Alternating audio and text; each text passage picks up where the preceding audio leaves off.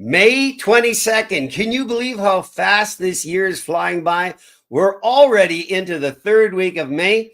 It is May 22nd. It is Wednesday, and that is Farm to Market with Harry Siemens of Siemens Says. I'm looking forward to this show. I look forward to every show, but today we're going to talk about food prices. Wow, somebody actually believes they're going down. Do you think they're going down? Experts are weighing in tonight. So let's get the show started and let's talk about those food prices.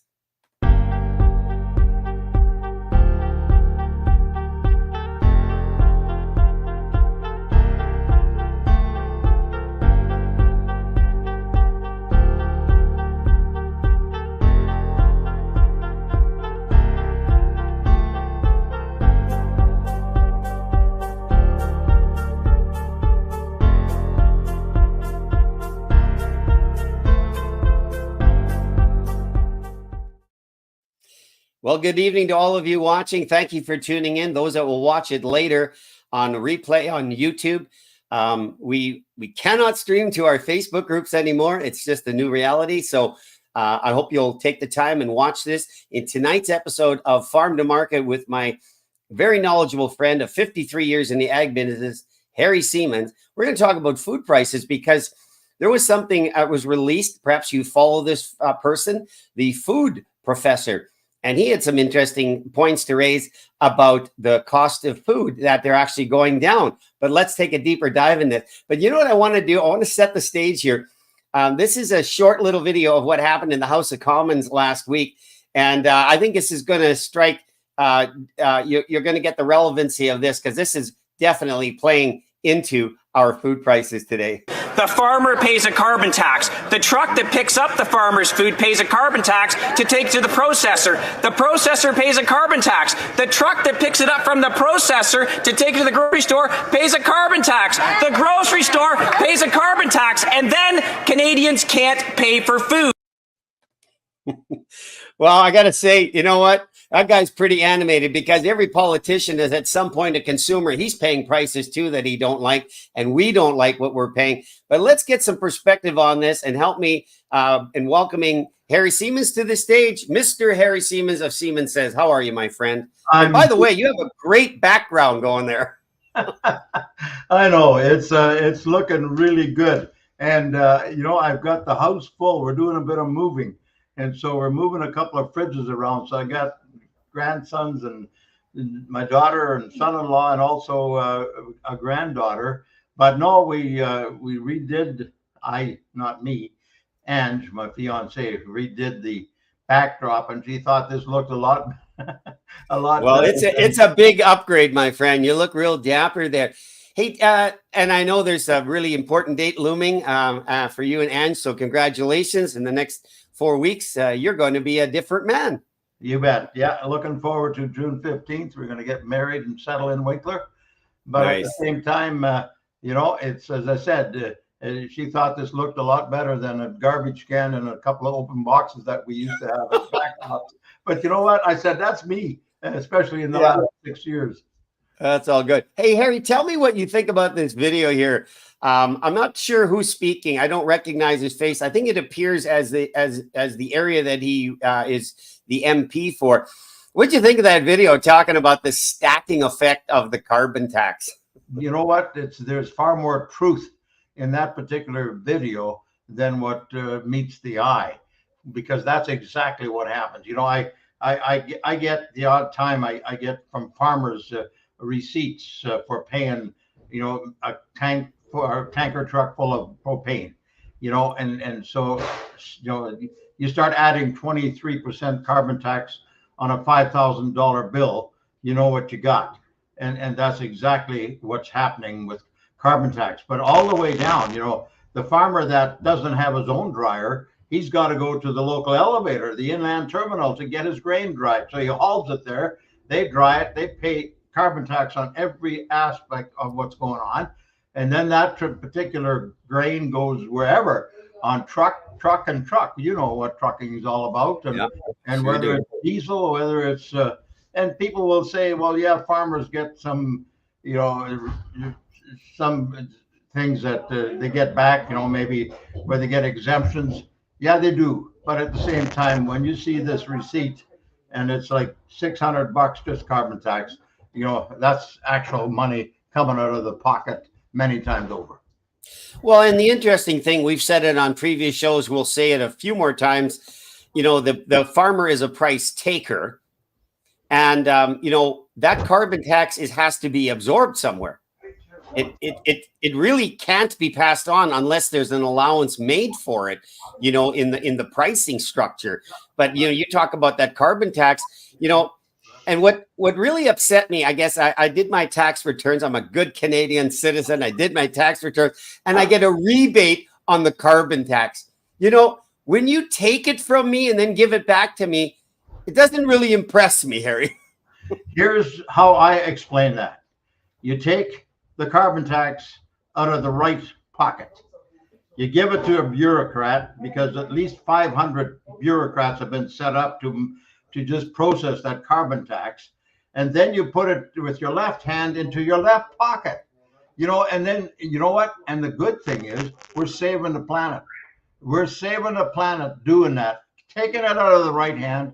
The bureaucrats get whatever they get, and then we put a little bit back in the left pocket. That's great. You know what? That really does sound like a typical government program, Like we used to joke about make work projects that the government set up. You got a guy that digs a hole and another guy fills it back up. You take a carbon tax from a person and then you somehow rebate it back, but you don't give them back proportionally what you took. You're giving them back a much smaller percentage. So the dying question, the $1 million, the multi-billion-dollar question is, where does it go? Here's one other aspect to that I haven't talked about yet. And, we have big companies, whether they're in Europe, whether they're in China, wherever, they have to pay, they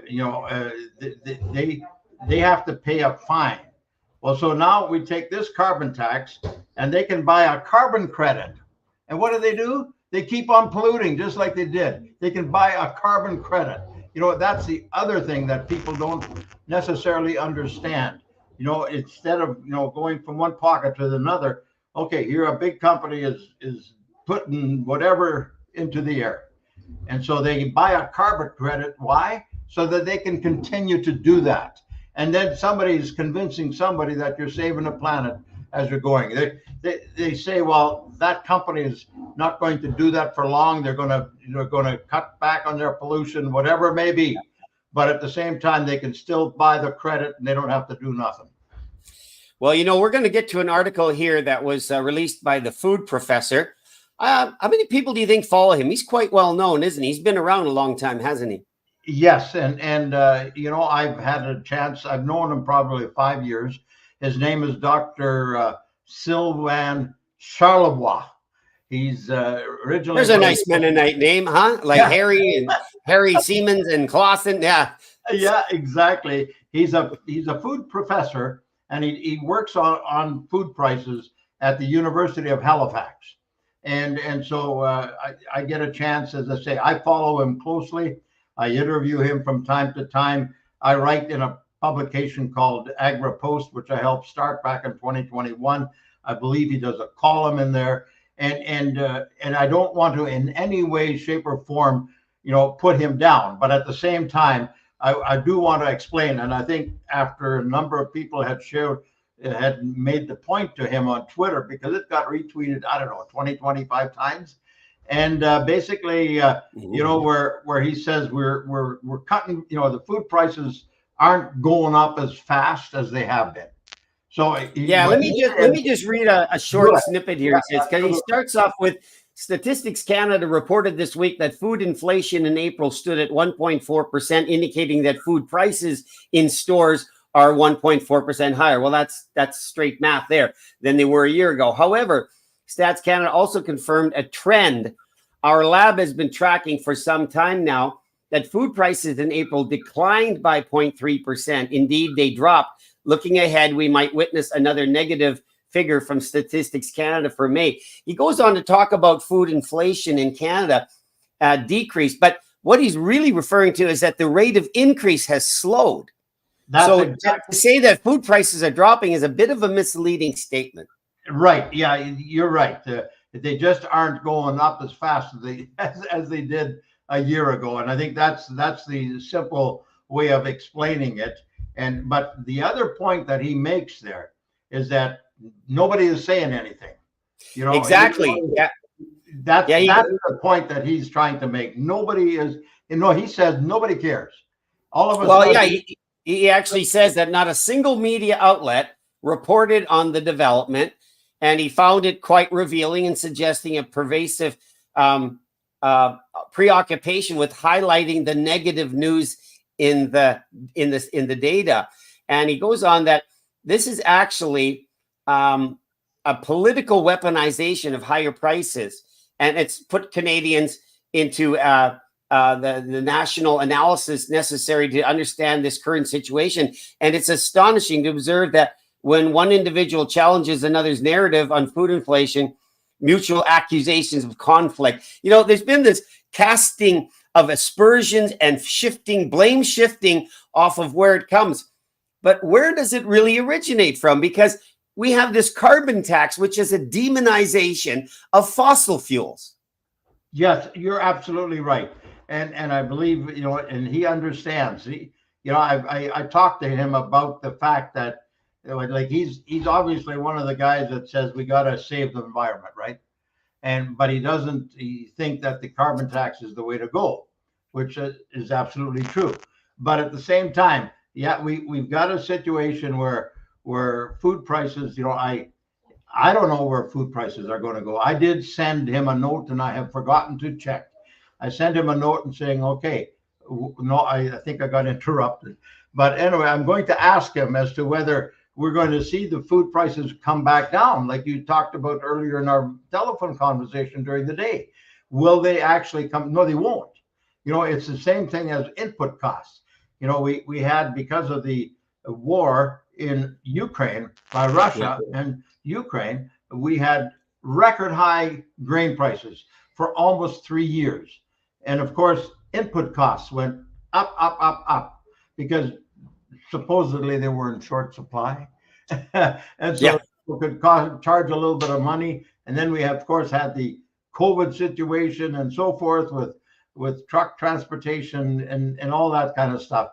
So now we're going to see what is actually going to happen with production costs. Like, the grain prices have come down significantly, even though they're still higher than historical levels. But at the same time, the input costs, I don't think, have come down. And they never come down as fast, and they never come down as far as grain prices. And I believe we've got the same situation now with food prices. Yeah. So we're talking with Harry Siemens of Siemens Says. Harry is a 53-year veteran in reporting on the ag industry. And we're talking about the food prices. These are the things that really affect you. This is where the rubber meets the road, what you're paying for food. And there is a trend that food prices are not going up as fast as they were, but they're still at that high level. There is a natural downward resistance to prices dropping.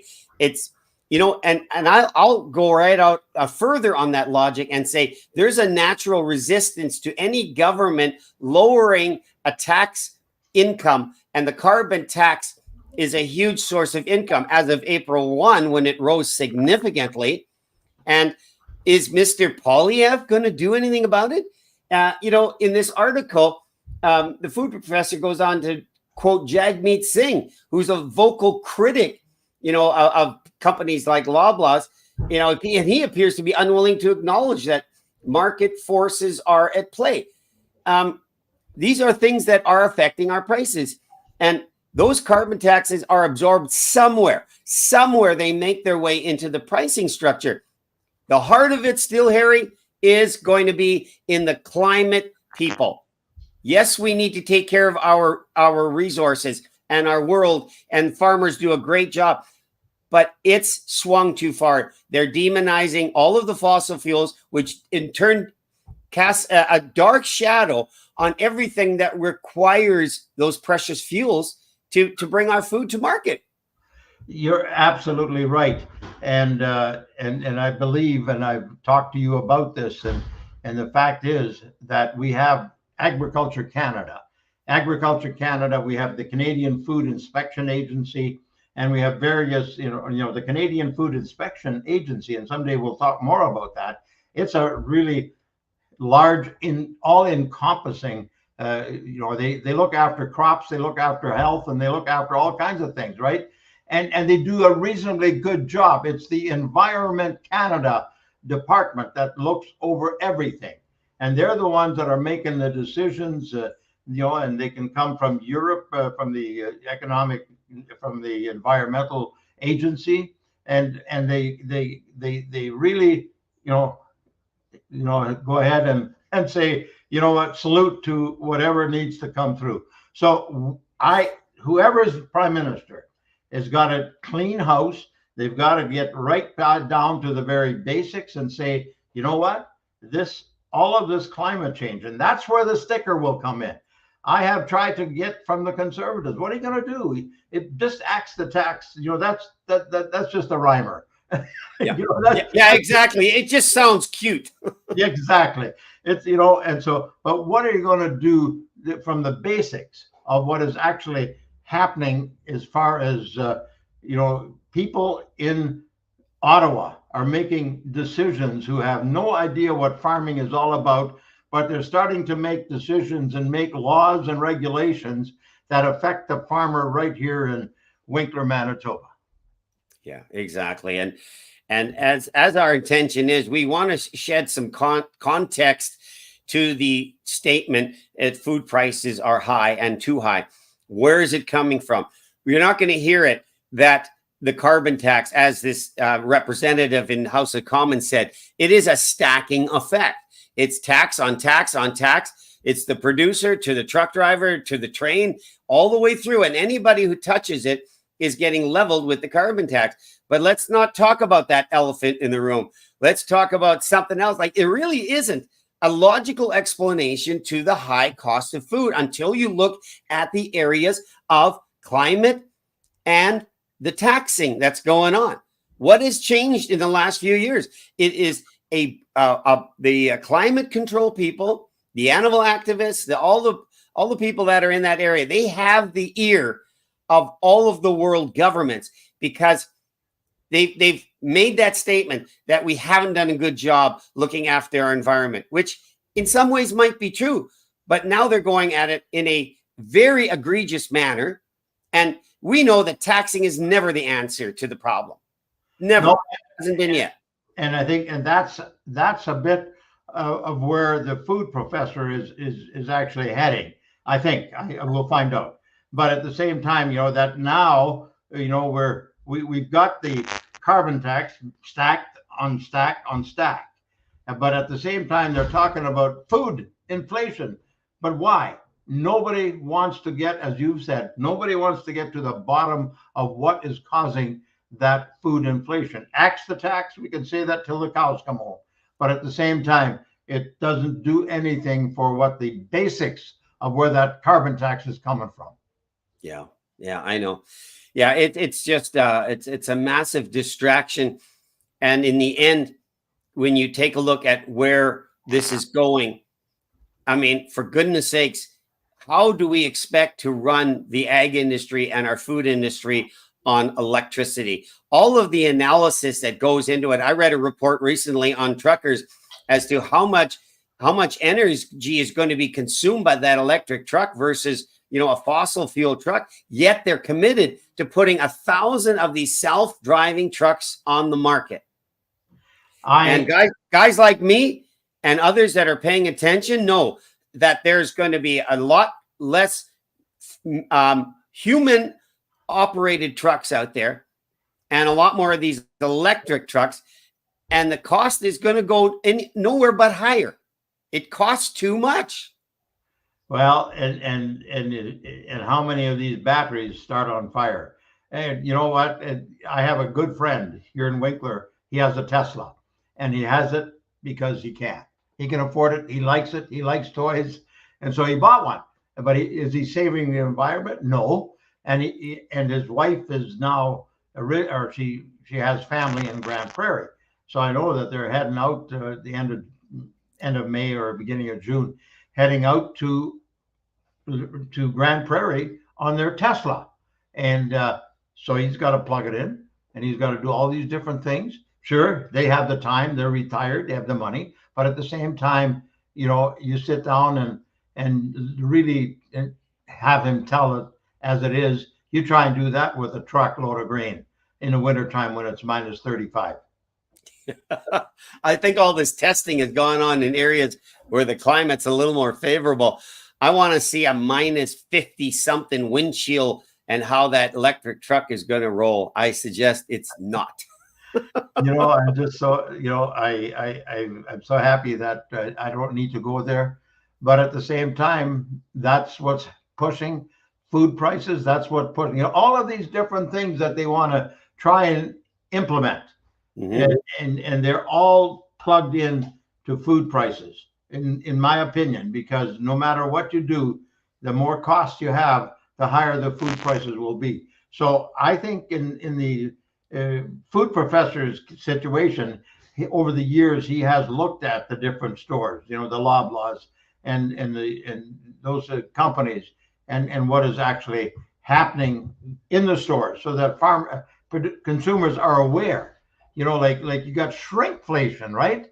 Where the bag that you used to get four chocolate bars are now 3. Price is the same, and so that's shrinkflation. So the bottles are smaller, the bags are smaller. All those kinds of things are happening, which people are wondering. It still adds up to a rising food price, because I saw a friend recently posted the same item, different packaging, but when you look at it, the milliliters, the content were dramatically less, prices higher. So again, it's a shell game in some ways. It's a shell game. We need to let our viewers know is that not only is it shrinkflation, it's qualityflation.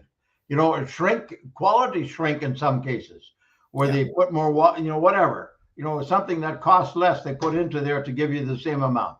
Yeah. So let's shift gears here, Harry. What's the situation out there like with the drought and precipitation this year over last year? What are the producers facing? What's the garden market situation like now? We're getting into that season. Have you talked to anybody in the local garden market industry? The local garden market, we got the Cozy Fox in Selkirk, and I just got an email. I did a story on him, and he says he's still looking for some individual that'll bring in, vegetables starting in July, but he hasn't got anybody yet. He has all kinds of things that he's doing, but at the same time, the farmers market.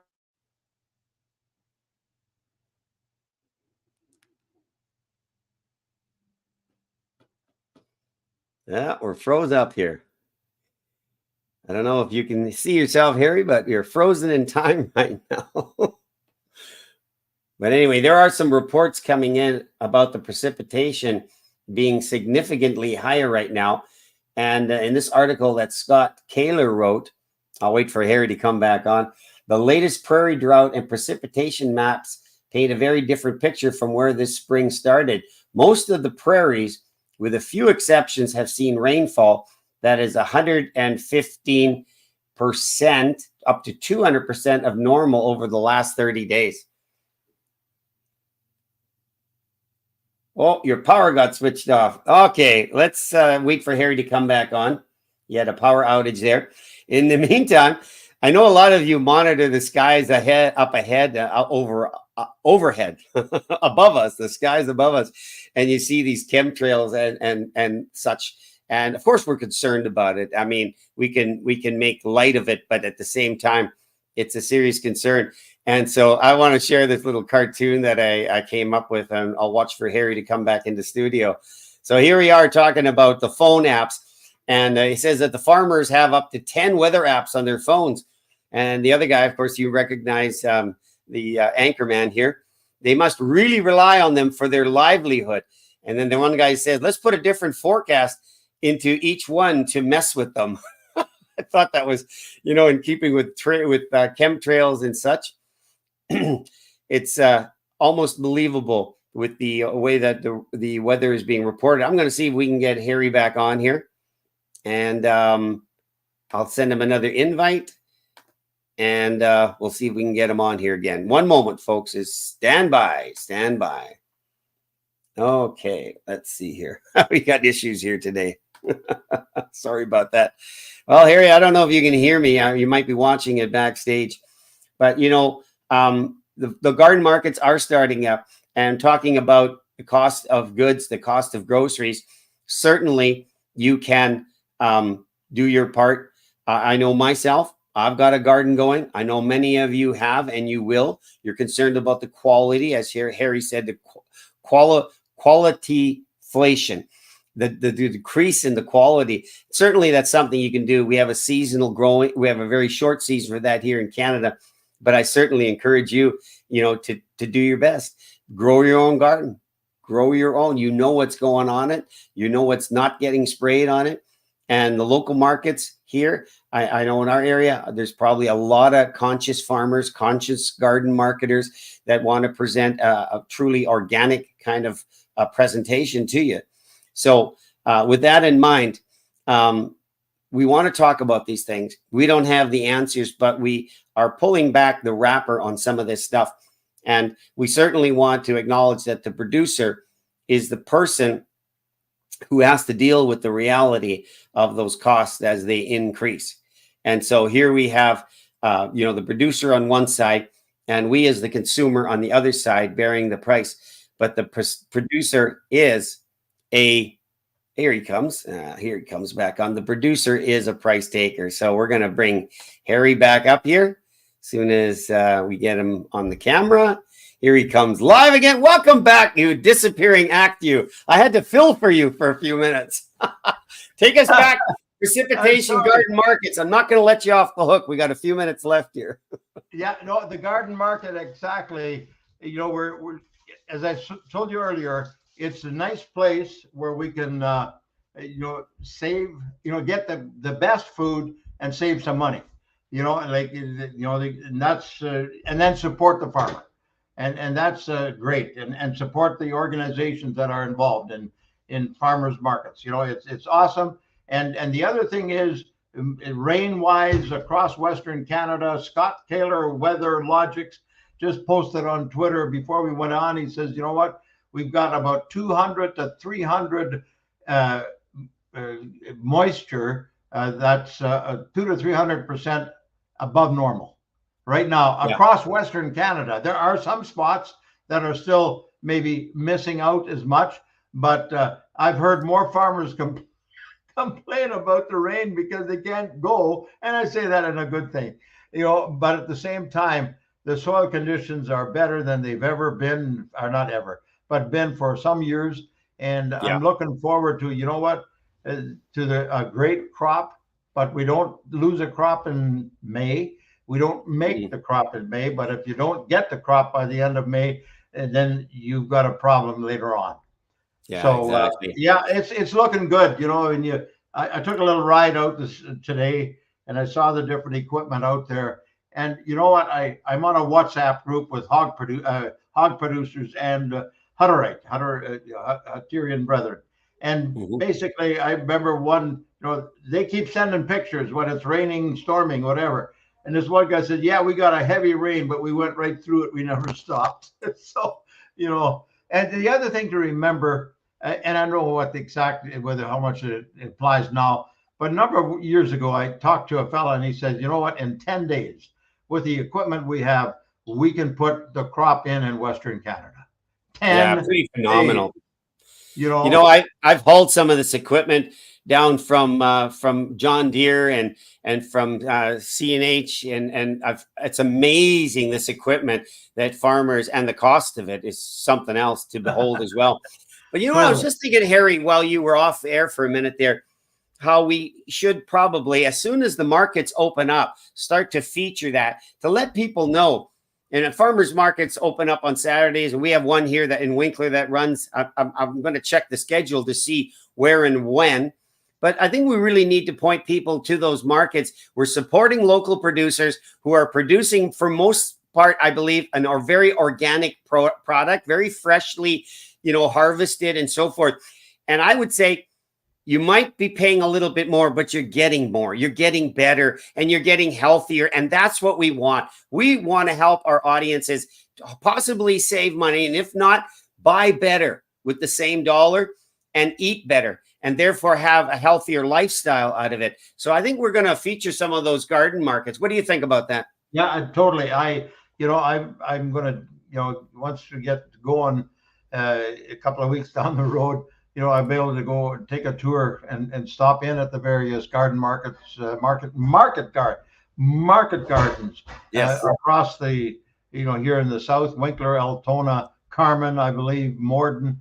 We have all kinds of, and I can get a chance to talk to some people. But you know what? It looks good. You walk in there, you see the produce, and you see this, and you see that.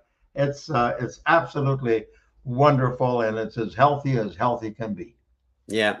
So Harry, just as we finish off here at the bottom of the hour here, what's on your radar? Anything you want to tip your hand about that you're working on that you're going to bring to the stage in the next few weeks? Well, at this time of year, it's basically looking at, I think the one thing we didn't talk about this week, and that's there's still a potential rail strike out there. And I believe the food professor, I saw the promo tomorrow. They're going to be doing he does a TV show, and tomorrow they're going to be featuring that as to what that rail strike will be all about. So we need to keep an eye on that, because that rail strike is for the entire rail, company, both railways across Canada. So yeah, that's something we're going to take a look at. I'm going to look at the market gardens and so forth. But you know what? I would just like to say, everybody out there, stay safe. Watch the big equipment on the roads. Don't be impatient. Let them pass. Make sure all of those good things happen. Support your local market gardeners, because they have gone out of their way to make sure you can get the best product. That's Siemens Says. Somewhere, sometime, somehow, I will see you again. You betcha. We'll see you here again next Wednesday, Harry. Thank you so much. Well, aside from a little glitch, a good show talking about prices of food in the market, what's beneath it, what's behind it, what's way behind it. And I don't think we're off on that topic when we say environmentalists having the ear of the government and imposing regulations, taxes, and the all dreaded carbon tax is a way that is somehow demonized our food supply and made those groceries just a whole lot more money. But we would like to say to you, we want to bring you some relevant news. I hope you find it relevant. I hope you find it helpful. And as we feature some of these market gardens that are going to be popping up, that's a way for you to eat better, maybe even save some money, but for sure you'll be eating better. You know what? There's 3 things in life that we all need: food, shelter, and clothing. And on this segment on Wednesdays, we talk about the food, because you know what? Food matters no matter where you are. God bless you all wherever you are. We'll see you next week here again, 7 o'clock on this channel with Farm to Market. Take care, everybody.